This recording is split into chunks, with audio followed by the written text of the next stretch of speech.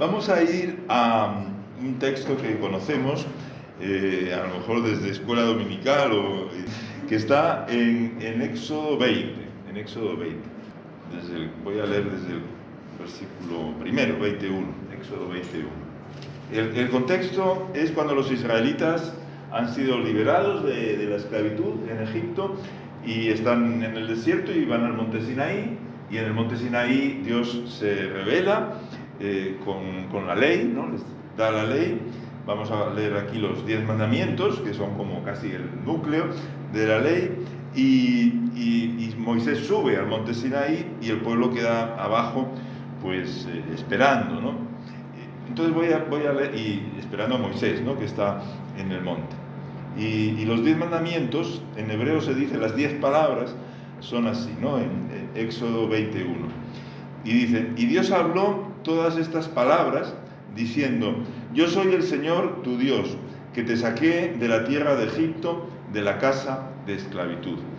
El fundamento de lo que Dios nos pide es lo que Él primero ha hecho, ¿eh? Él nos ha sacado de la esclavitud, Él ha actuado, es un Dios vivo, un Dios que libera, ha sacado al pueblo de la esclavitud de Egipto, y entonces les da una instrucción, ¿no? Más que ley se puede traducir también una instrucción. Y vamos rápidamente, dice el primer mandamiento, en hebreo sería la primera palabra, dice, no tendrás otros dioses delante de mí. Obvio, ¿no? Porque Él les ha liberado, Él es su Dios, no otros dioses. Ese es el primer mandamiento. Segundo mandamiento, los que estudiamos en la Iglesia Católica y todo eso, este mandamiento lo han quitado, el segundo. Pasan del primero al tercero, y el último lo dividen en dos. Pero en realidad este es el segundo mandamiento, porque dice, no tendrás otros dioses delante de mí, primero. Y segundo mandamiento, no te harás imagen ni ninguna semejanza, ni en el cielo, ni en la tierra, de las cosas que hay en el cielo, de la tierra, ni te inclinarás delante de ellas, ni les darás culto, ¿no? Ese es el segundo mandamiento. Esto yo creo que es muy importante. Yo decía esta mañana, en realidad, no sé, todos a lo mejor conocemos, seguro, mucha gente que dice, yo soy ateo, yo no soy creyente, ¿no? Sí, eso es lo que dicen, pero en realidad, yo por ejemplo también en mi trabajo, pues en filosofía, pues muchos filósofos dicen, yo soy ateo, ¿no? Pero en realidad yo no he conocido todavía ningún ateo. Es decir, los que dicen que son ateos en realidad son, podemos decirlo así, idólatras. O sea, cuando no tienes al Dios vivo, tienes ídolos. Tienes ídolos. Y esas los ídolos van cambiando. A lo mejor ahora no son los ídolos que tenían en el tiempo de Israel, del Antiguo Testamento, pero la gente tiene ídolos. Y esta es la opción entre el Dios vivo que libera y los ídolos. ¿Y qué son esos ídolos? Pues los de nuestra sociedad, ¿no? Pues el dinero, el amor romántico, ¿no? La idea de que el sexo es la plenitud humana, es la felicidad máxima que puede haber sobre la tierra, ¿no? ¿Qué más? El trabajo, ¿no? Pues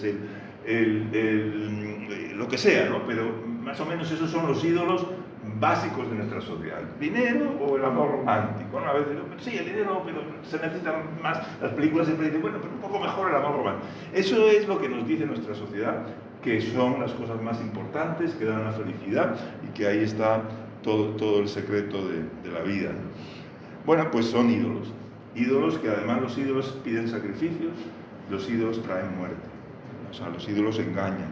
Al final no dan lo que prometen, y por eso nuestra sociedad puede tener mucho dinero y mucho sexo, pero es infeliz, ¿no? Eso es lo curioso. Bueno, no tengas ídolos, ¿no? No te hagas ídolos. Bueno, eso es el segundo mandamiento. ¿Cuál es tu ídolo? Pues cada uno lo veremos, ¿no? Pero sí tenemos esos ídolos que nos están ahí llamando, ¿no? No tendrás ídolos, no te harás imagen. Tercero, no tomarás en vano el nombre del Señor, porque el Señor no dará por inocente al que tome su nombre en vano. Esto es cosa seria, ¿eh? Esto, si lo primero de los ídolos es más de los que dicen que no conocen a Dios, ¿verdad? Pues esto se aplica muy bien a los creyentes, o que a veces, yo he visto muchas veces tomar el nombre de Dios en vano. Gente que dice, Dios me ha dicho tal cosa. ¿Y qué es esa tal cosa? Justo lo que quiere su carne, justo su capricho, justo lo que le gusta, justo lo que le apetece. ¿Realmente lo dijo Dios? No tomemos el nombre de Dios en vano para que hable nuestra carne. Dios es Dios y no debe faltar algo inocente al que tome su nombre en vano, ¿no? Cuando Dios habla de verdad y lo escuchamos, lo sabemos bien, ¿no? Cuando nos habla de verdad, nos suele decir cosas que van mucho más allá de lo que quiere nuestra carne. Y a veces contra lo que quiere nuestra carne. Entonces no usemos el nombre de Dios. Dios nos habla y lo oímos, pero seamos serios, ¿no? Con eso, ¿no? Dios sigue hablando, pero no tomemos su nombre para simplemente hacer nuestros gustos, ¿no?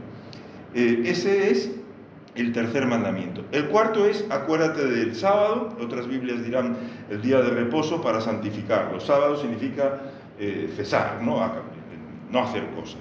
Es decir, esto es algo muy bonito, que en la historia de la humanidad lo trajo la palabra de Dios, lo trajo Israel. Las civilizaciones paganas no tenían semanas de 7 días, trabajaban todos los días del año, menos algunos que eran festivos, pero eso de que 6 días de trabajo y 1 de descanso no lo conocía nadie. Hoy casi toda la humanidad sí tiene esto, ¿no? Pues esto es algo que trajo el Señor para decir, oye, no todo es trabajo, ¿no? Tendrás un día dedicado al Señor, ¿no? Un día para santificar. No dice para dedicarlo a, no sé, a la hamburguesa no, para dedicarlo al Señor, ¿no? Eso es el cuarto mandamiento, ¿no? El quinto es honra a tu padre y a tu madre. O sea, a partir de aquí empiezan mandamientos que ya no tienen que ver tanto con la relación con Dios, sino con la relación con las personas, ¿no?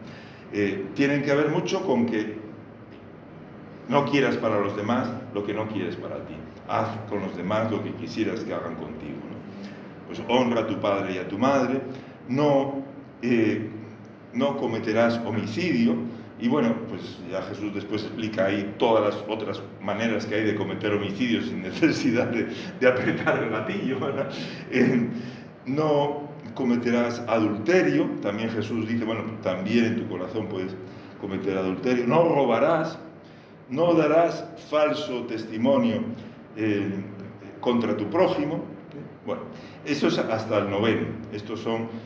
Pero después viene el 10, que decía que los católicos lo dividen en 2, porque como han quitado el segundo, pues necesitan poner 1. Y bueno, pero el 10 es muy interesante, porque el 10 cambia. Dice, no codiciarás la casa de tu prójimo, ni codiciarás la mujer de tu prójimo, ni su esclavo, ni su esclava, ni su buey, ni su... etcétera, ¿no? Pero, fíjate, aquí es no codiciarás. Todos los demás mandamientos son, bueno, los que se refieren al prójimo, ¿no? Son de cosas externas, ¿no? De lo que dices, de lo que haces, de cómo te relacionas con los demás.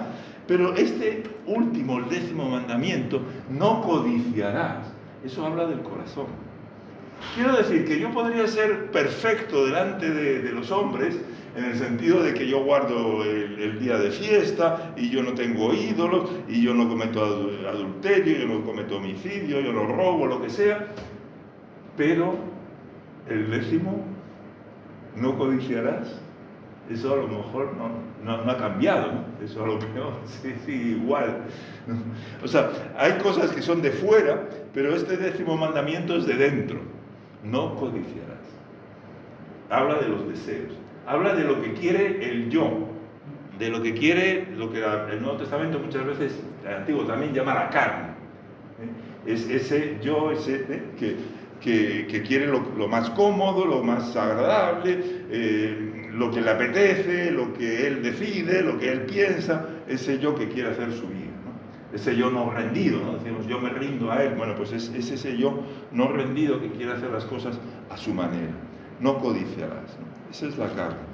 Y yo creo que ahí se entiende lo que viene después, porque entonces dice en el versículo 18, todo el pueblo percibía, el pueblo estaba lejos, Moisés estaba en el monte, percibía los truenos, los relámpagos, el sonido de la corneta y el monte que humeaba. Y al ver esto ellos temblaron y se mantuvieron a distancia, ¿no?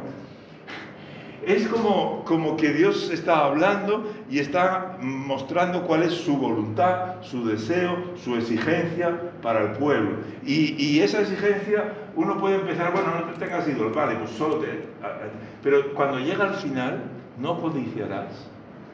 Es como decir, mira, si no me mataste con el segundo, con el tercero, con el cuarto, con el quinto, al llegar al 10º me mataste.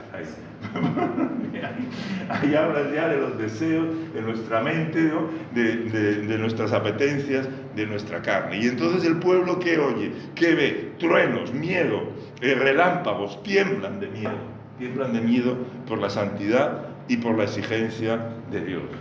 Y entonces van y le dicen a Moisés, ¿no? Habla tú con nosotros, versículo 19 le dice, y escucharemos, pero no hable Dios con nosotros, no sea que muramos. Esto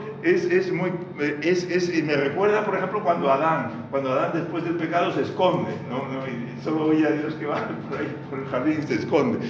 Y es como, no quiero tener que ver directamente con Dios, háblanos tú, háblanos tú, pero Dios no, me da miedo que Dios me hable, no quiero verme cara a cara con Dios, ¿no? Sino háblanos tú, Moisés, ¿no? A veces hay personas que pueden leer cualquier libro raro, ¿no?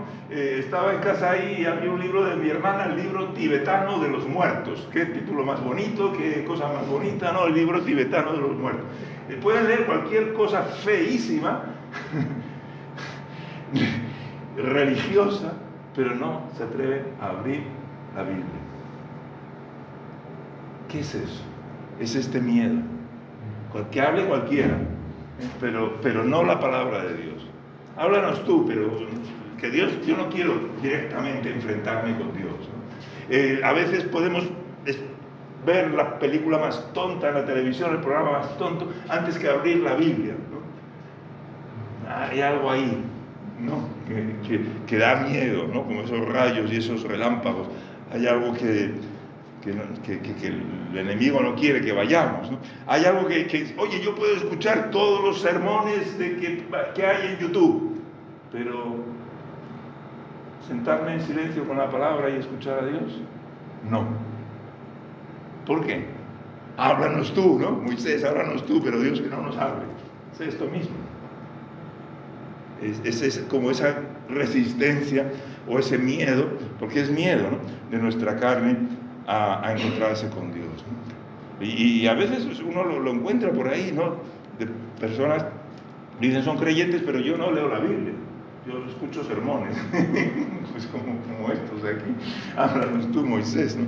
Pero hombre, los sermones pues también, los YouTube pueden haber cosas buenas, también las hay que son muy malas, pero a ver, lo importante es escuchar directamente a Dios, ¿no? Dios quiere hablar. Pero Moisés entonces les dice, no temáis, porque Dios ha venido al monte Sinaí, ¿verdad?, para probaros, a fin de que el temor esté delante de vosotros, para que no pequéis. No temáis, porque esto es una prueba, Dios quiere ver lo que hay en vuestro corazón, y para eso ha venido, para probaros, y para que el temor esté en vosotros, que tengáis miedo de Dios, reverencia de Dios, y entonces no pequéis. Vale, esto fue el primer intento de Dios. La ley y el temor, ¿no? Para que no pecara el pueblo. Ese fue el primer intento de Dios. Claro, la verdad que si actuamos por temor, para que Dios no me castigue, para que no me caiga un rayo de esos, en realidad no hemos salido de ese egoísmo, de ese yo, de esa carne. Porque ¿qué busca la carne? Lo mejor para su interés. Entonces si me meten miedo, digo, pues hombre, yo no quiero ir al infierno, ¿verdad? Entonces voy a ver si me comporto un poquito, ¿no? porque no quiero ir al infierno. Pero ¿qué pasa? Ahí seguimos en lo mismo, seguimos en el miedo.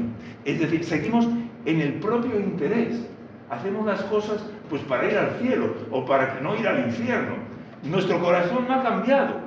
Ese corazón del 10º mandamiento no ha cambiado. Sigue buscando su interés. Solo que ahora su interés es no quemarse en el infierno, pero sigue buscando su interés. Sigue buscando lo suyo. Ese corazón no ha sido transformado. Es el mismo corazón egoísta que codicia, que busca lo cómodo, lo suyo, lo que le gusta, lo que le apetece. Y simplemente, pues me apetece ir al cielo más que ir al infierno. Pero no ha cambiado el corazón. La ley no cambia el corazón. La ley nos muestra la voluntad de Dios, pero no nos cambia el corazón. Sigue el temor. Sigue el propio interés. Y como no cambia el corazón, al final el comportamiento no cambia. Porque aunque cambie todo el exterior, como los fariseos, los religiosos, cambia todo el exterior, pero el interior no ha cambiado. Sigue, el 10º mandamiento sigue diciendo que codicias, no que quieres. Entonces, eso claro es el comienzo del plan de Dios. Vamos a leer en Ezequiel, porque Dios tenía otro plan, ¿no? En Ezequiel 36, 26. Bueno, se podrían leer muchísimas cosas en los profetas que anuncian cómo es el plan de Dios. Ezequiel 36, 26 dice el Señor, por medio de Ezequiel, os daré un corazón nuevo y pondré un espíritu nuevo dentro de vosotros. Quitaré de vuestra carne el corazón de piedra. Corazón de piedra se refiere aquí a ese corazón que es incapaz de querer más que lo que le interesa, lo suyo, lo de los suyos, lo de su carne, y nada más, ¿no? Y os daré un corazón de carne. Es decir, la promesa de Dios, qué bonito es cambiarnos el corazón, un corazón nuevo. Eso que el mandamiento, la palabra 10ª toca, ¿no? Que es lo que quiere, es lo que el Señor promete cambiar. Cambiar el corazón, porque la ley no cambia el corazón. ¿Y cómo cambia el Señor el corazón? ¿Cómo cambia el Señor el corazón? Por medio de Jesucristo. Vamos a leer, me gusta una cosa que está al comienzo del Nuevo Testamento, en el primer Evangelio, que es Mateo, en el primer capítulo, nos da ahí ya la perspectiva de todo lo que va a ser el Nuevo Testamento, ¿no? Porque dice en el Nuevo Testamento, cuando le habla a José, ¿no? En sueños, le aparece el ángel del Señor en un sueño y le dice, pues eso, que va a nacer Jesús, de su prometida, y le dice, ella dará a luz un hijo y llamará su nombre Jesús, porque Jesús significa salvación, ¿eh? Llamará su nombre Jesús, porque él salvará a su pueblo de sus pecados. Fijaos, no dice solamente él va a perdonar los pecados. No dice solamente va a perdonar, que a veces es solamente lo que se dice. Él va a perdonar los pecados, pero él va a salvar a su pueblo, es decir, a nosotros, de nuestros pecados. Nos va a rescatar de los pecados. Nos va a hacer que podamos superar el pecado, ¿no? Eso está en Mateo 1, 21, ¿no? Él va a salvarnos de los pecados. Ese es el plan de Dios. ¿Cómo lo hace?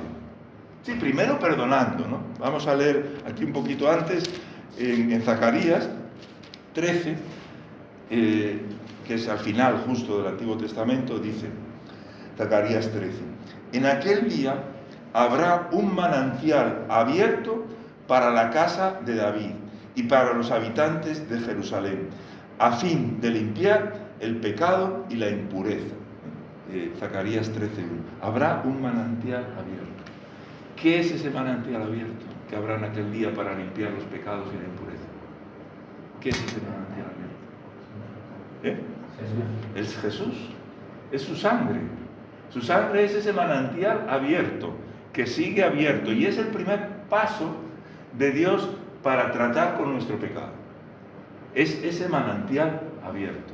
Es que en la cruz Jesús lleva nuestro pecado, todos nuestros pecados. Porque el arma, una de las armas del enemigo es la acusación. Mira, tú siempre has caído en esto, seguirás cayendo en esto, no tienes fuerza, mira todo lo que has hecho, mira todo el daño que has hecho, llevas toda esa culpa encima de ti. Y aquí nos dice la palabra, no, hay un manantial abierto. Hay un manantial abierto para la casa de David, para limpiar los pecados. Y ese manantial sigue abierto. Y podemos ir a la cruz todos los días, ¿no? En la cruz, lo primero vi la luz, es lo que cantamos, ¿verdad? Pero a veces parece que primero, es decir, hace 20 años vi la luz y ahí se quedó ese manantial. No, ese manantial sigue abierto, no es solo lo primero, sino es hoy y donde todos los días tenemos ese manantial para que Cristo nos perdone. Es la primera paso, lo que no podía hacer la ley, lo que no podían hacer los sacrificios del Antiguo Testamento. Esto lo hace Jesús. Tenemos ese manantial abierto. Y yo creo que esto es muy importante, ¿no? Que cada día, porque cada día el justo cae, que cada día vayamos a ese manantial, a recibir el perdón y la limpieza del Señor. Y también que cada día, si vas a hacer un minuto de devocional, hazlo debajo de la cruz.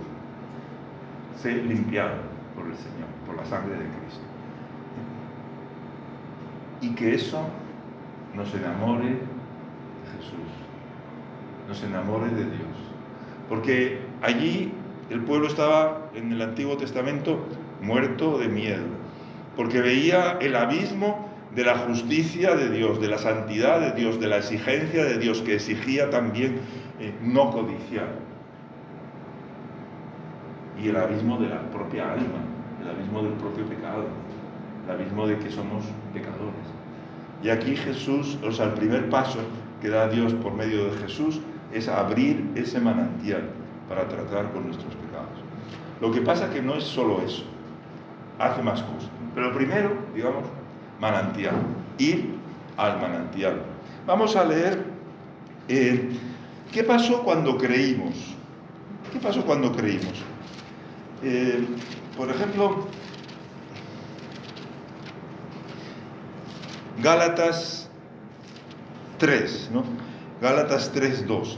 Les dice Pablo a los Gálatas, oh insensatos Gálatas, ¿quién os hechizó? No sé qué, empezar reprendiéndoles. ¿Por qué? Porque querían vivir por la ley. Y la ley ya vemos lo que es. Y dice, Gálatas 3:2 les dice, solo esto quiero saber de vosotros. Solo os quiero preguntar una cosa. Pablo ya sabe la respuesta, pero es una pregunta para que ellos piensen. ¿Recibisteis el Espíritu por las obras de la ley o por haber oído con fe? ¿Cómo recibimos el Espíritu Santo? Pregunto, ¿cómo recibimos el Espíritu Santo? Por oír con fe.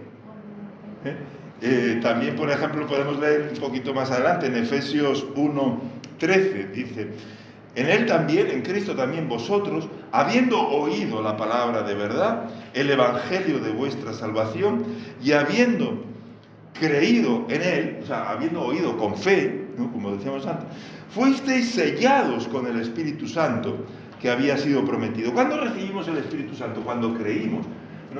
Después, vienen más cosas, el Espíritu Santo da más, y bautiza, y fuego, y milagros, y lenguas, pero ya desde cuando creímos, fuimos sellados con el Espíritu Santo. Cuando oímos con fe, recibimos el Espíritu. El Espíritu Santo está ahí trabajando en nosotros.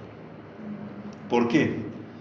Porque el segundo elemento para vencer sobre el pecado es lo que nos dice, por ejemplo, vamos a leer Romanos 8:13.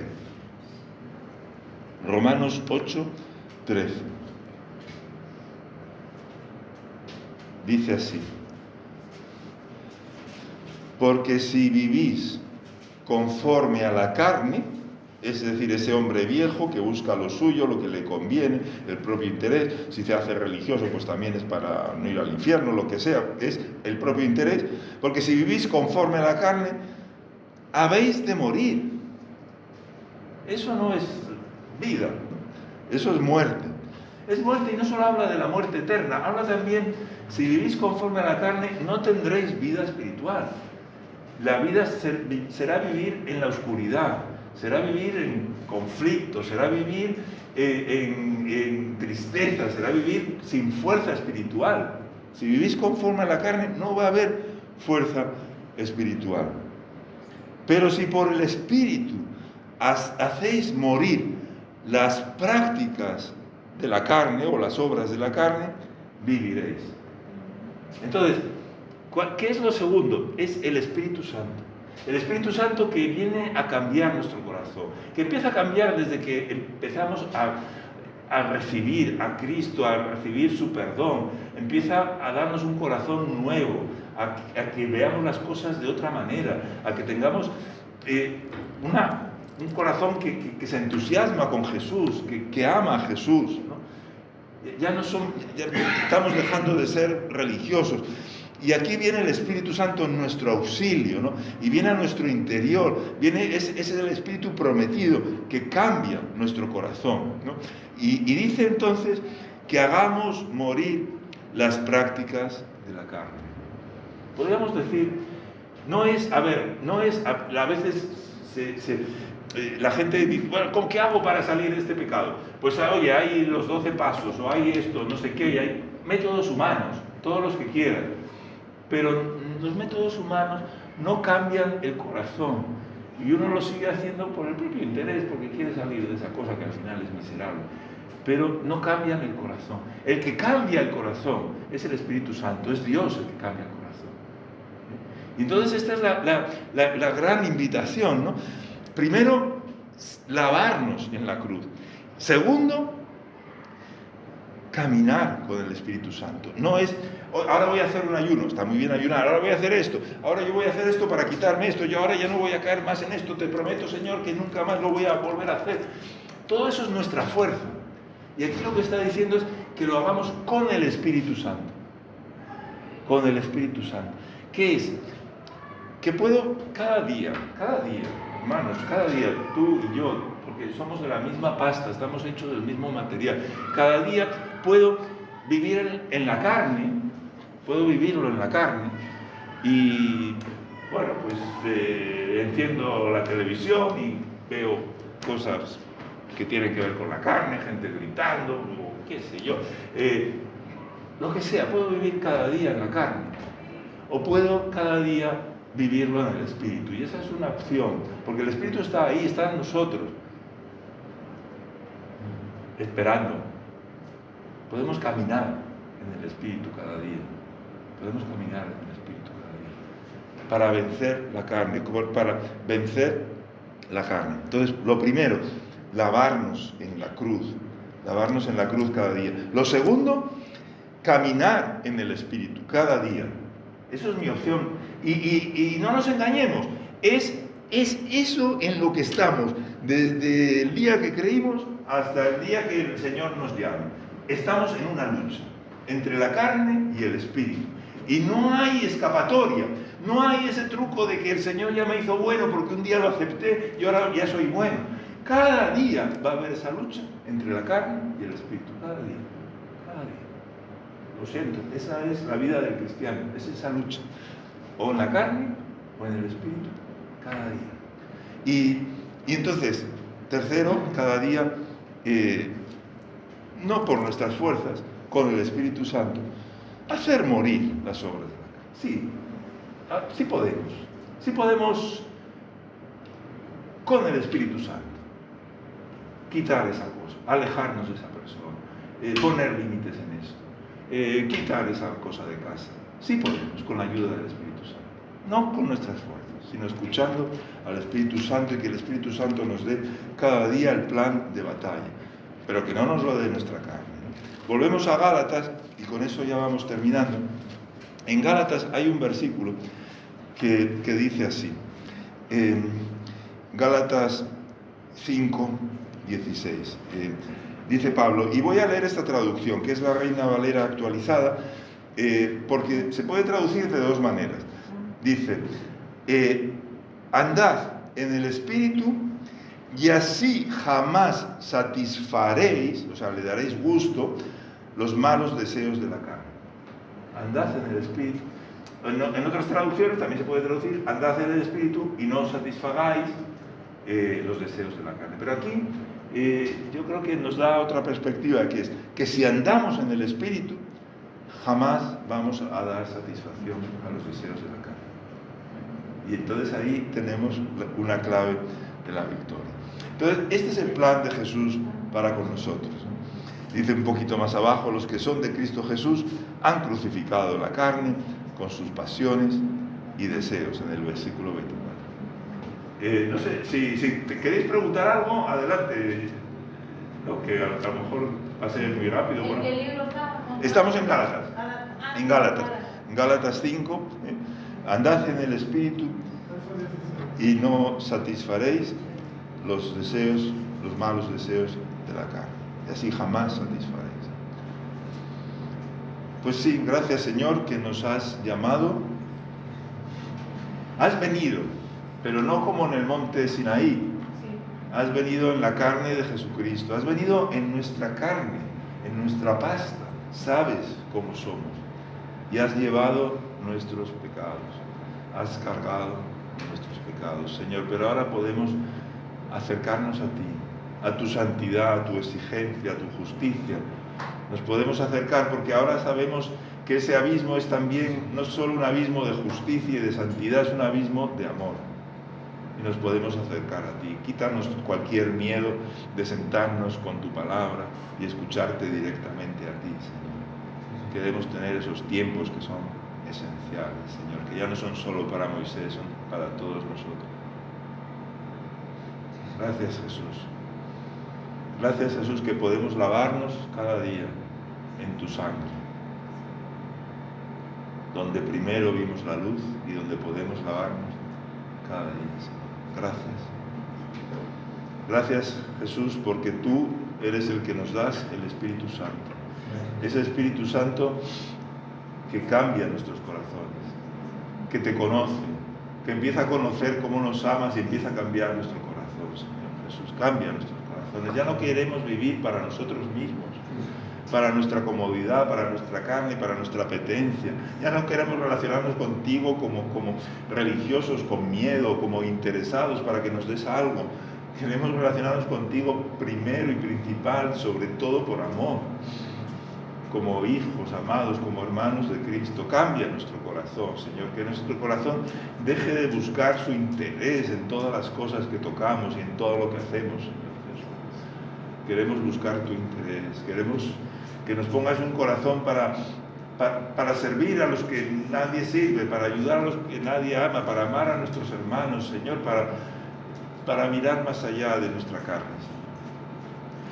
Cambia nuestro corazón, Espíritu Santo. Queremos caminar cada día contigo, Espíritu Santo. Queremos estar atados cada día a ti, Señor, porque tú eres el que nos da la libertad. Ayúdanos, Espíritu Santo, con un plan de lucha, Señor, en esta lucha que tenemos, querámoslo o no, todos los días de nuestra vida. Espíritu Santo, danos ese plan para vencer. Gracias, Jesús. Gracias que nos has invitado a esta vida. Sí, Señor, nuestra lucha no es contra personas. Sabemos que nuestra carne está viva porque nos ofendemos, porque envidiamos, porque nos enfadamos, porque nos tratan mal. Todo eso sabemos que nuestra carne está viva, Señor. Si no, si hubiera muerto, no protestaría tanto. Señor, nos rendimos a ti, Señor. Queremos venir a ti rendidos para que hagas ese sacrificio en nosotros. Sácanos de toda forma de religión, llénanos de tu Espíritu Santo. Queremos caminar en el Espíritu Santo y amar como tú amabas, Jesús. Sácanos de nuestro interés, de nuestro miedo. Queremos ser tuyos, Jesús. Amén. Gracias.